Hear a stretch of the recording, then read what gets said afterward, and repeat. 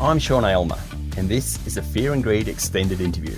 All the other good bits we couldn't fit into the daily podcast. If you're looking for the daily episode of Fear and Greed, check the podcast playlist. Otherwise, enjoy the interview.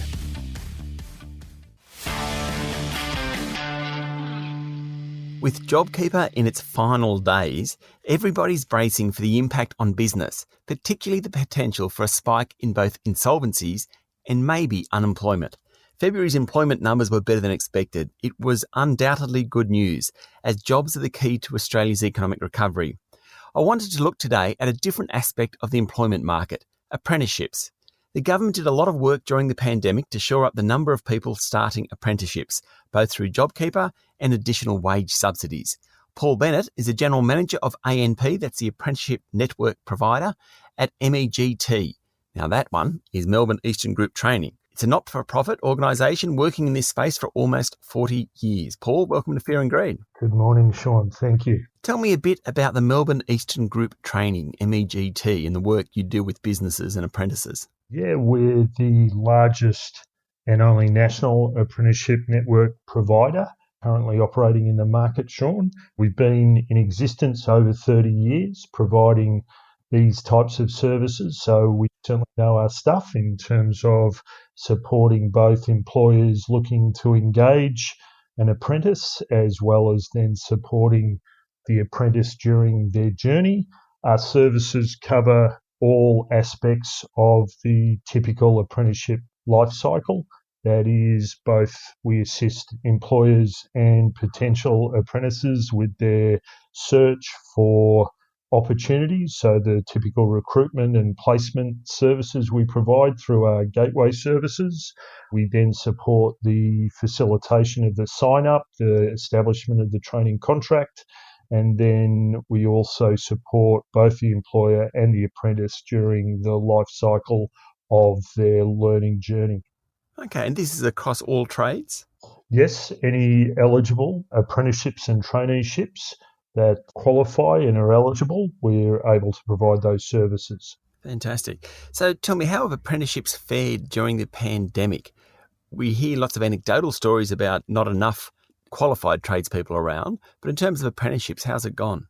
In terms of the apprenticeships, they have fared very well, really, against the backdrop of the pandemic, Sean, mainly driven through a couple of key initiatives by the federal government around, firstly, a package to support the retention of currently engaged apprentices as the pandemic started to really bite, and then that was followed up by the most recent incentive package, which was all about boosting the number of apprentices that were to be engaged into the labour market.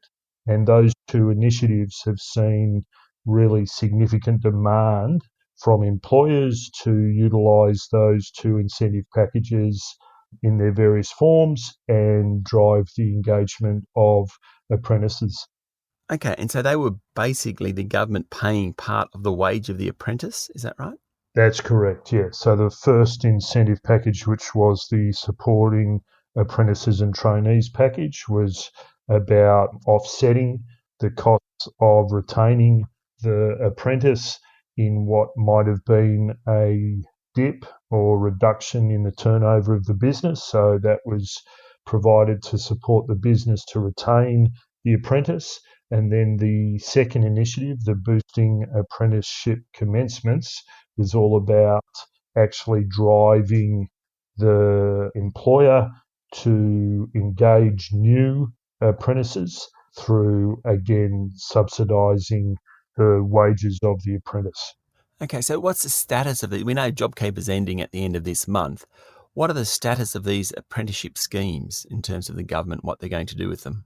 Well, the most recent Boosting Apprenticeship Commencements, the first raft of incentives, there were 100,000 of those BAC, as they're commonly known, incentives made available nationally.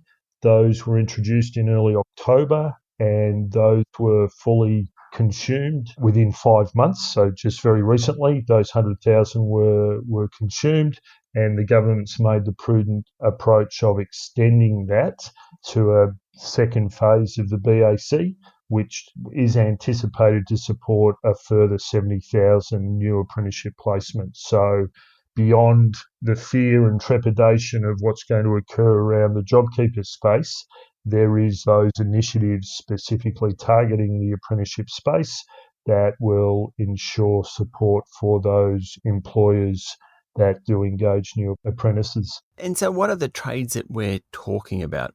We always think about plumbers and builders and carpenters, etc. But being a tradesperson, that's a very, very broad spectrum of things. And I mean, the person I work with mentioned her husband is a sheet metal worker, which I had never thought of as a trade, which just totally shows my ignorance. But it is very broad, isn't it? The types of work you can do under these schemes.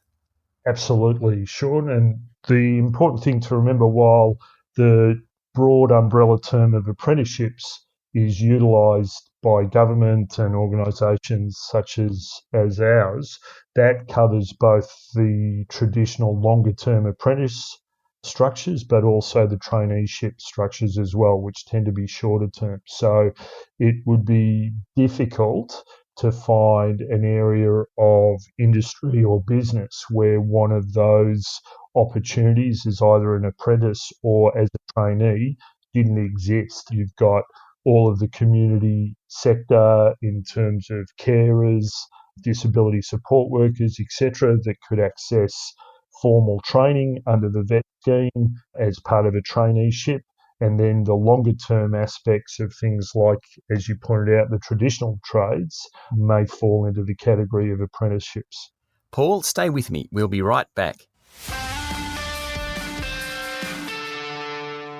My guest today is Paul Bennett, Apprenticeship Network Provider GM at MEGT.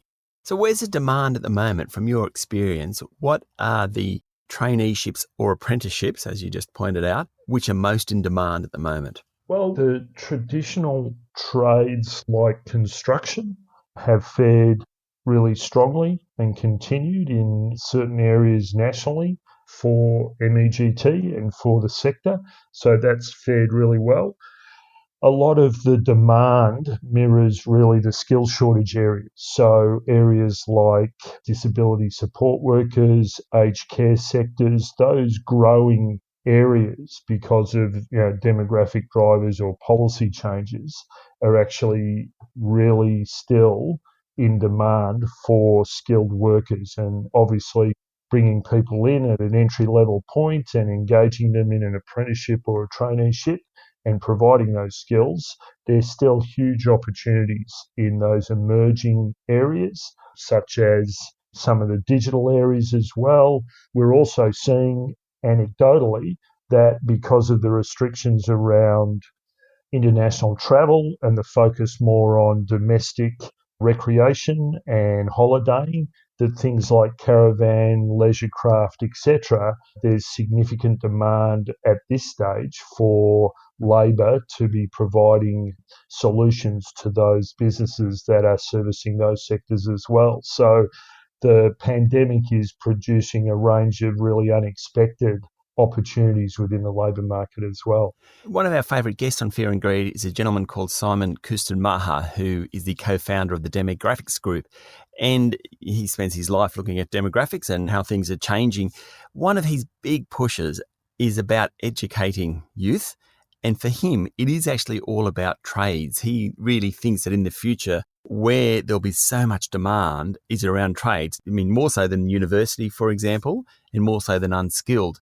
I suppose I'm asking whether you agree with him, that whole idea that actually the next decade or two, having skilled tradespeople, and I say that very broadly, from healthcare workers through to traditions, do you think that will be a real growth sector? I think so, Sean. Yeah, I would agree that the important aspect we're seeing and certainly anticipating the economic recovery that will follow the pandemic and the growth that will occur beyond that, the drive, the engine room of skilled workers is going to experience that continued demand right across many, many sectors moving forward.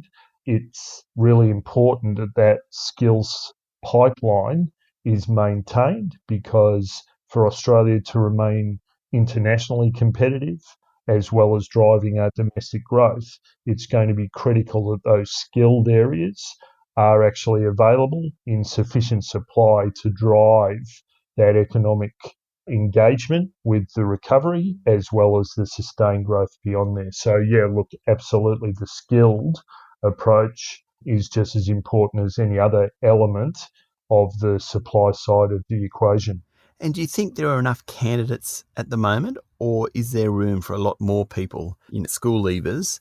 And not only school leavers, but you might be in your mid-20s, you may have done something and actually want to change in your career. Do you think there is enough people out there, supply of people wanting to do trades? Sean, MEGT's experience is that we constantly have vacancies available, that we have willing employers seeking any form of apprenticeship, and we struggle at times with meeting that supply side of the equation. So certainly, I think broadening that catchment group or cohort of people who are considering a career change, it may not be that they have considered actually a genuine career change. That is, people think often, oh yeah, I will change, but I'll change employer, whereas an actual career change involves moving out of that swim lane into a genuinely new area. And the apprenticeship area is a fantastic opportunity where you can both be earning and learning as you go. So garnering a wage as you learn a new set of skills. And regardless of where you're at in your overall career path, changing those swim lanes is certainly an opportunity. I have two 18-year-olds in my household. I'm going to get them both to get in touch with you and see what opportunities are there for them. Paul, thank you for talking to Fear and Greed. Pleasure, Sean. Thank you. That was Paul Bennett, Apprenticeship Network Provider, General Manager at MEGT.